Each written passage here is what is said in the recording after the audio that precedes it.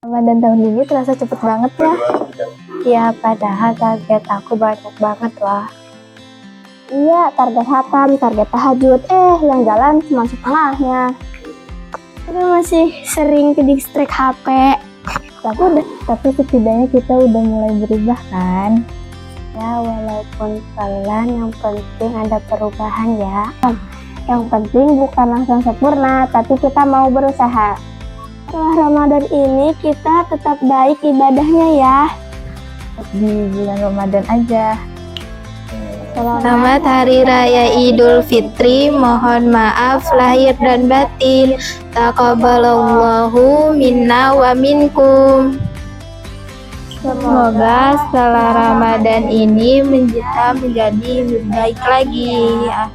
Amin.